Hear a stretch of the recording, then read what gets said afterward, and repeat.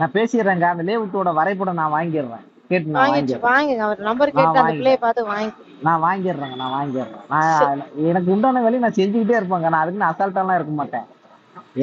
என் பொறுப்புல வந்துருச்சுன்னா அந்த வேலையை நான் தான் செய்வேன். என்ன காரணம்னா மத்தவங்க கிட்ட ஏதோ விட்டா கூட ஏதோ மிஸ் ஆகுமே சொல்லிட்டு நான் கேட்டுக்கிட்டு பேசிக்கிட்டு முடிச்சுக்கிட்டே தான் இருப்பேன். அதுக்கு நான் அசால்ட்டாலாம் விட மாட்டேன். ஏன்னா நம்மளுக்கு தேவை பேப்பர் தான். பேப்பர் இருந்தால் தான் எங்கே போனாலும் செல்லுபடி ஆகும். ஆளோட பேச்சோ செயலோ அதை வேலைக்கு ஆகாது. கவர்மெண்ட்டை பொறுத்தவரையிலும் பேப்பர் தான் பேசும். அதுக்குண்டான பேப்பர் நம்மளுக்கு இந்த வேணும். தொழில நேர்மையெல்லாம் இருந்தா பொழைக்கவே முடியாது. நீங்க எப்படி இருக்கிறீங்க? அதெல்லாம் நம்மளுக்கு, அதாவது ஒவ்வொருத்தருக்கும் ஒரு ஸ்டைலுங்க, அவ்வளவுதான். ஒவ்வொருத்தருக்கும் ஒரு ஸ்டைல். இந்த தொழில நேர்மையா இருந்தா பொழைக்கவே முடியாதும்பாங்க. அதாவது நல்லவனை தொலைவறதுக்கு ஒரு கூட்டம் ஒண்ணு இருக்கும். அந்த கூட்டம் எனக்கு எங்கேயோ ஒரு இடத்துல இருந்து வரும். அதனாலதான் ஆண்டவன் உங்களுக்கு எல்லாம் அனுப்பிச்சு வைப்பாரு. அதுக்குண்டான வருமானமும் எனக்கு கொடுத்துருவாரு. அதெல்லாம் ஒண்ணும் பிரச்சனை இல்லை.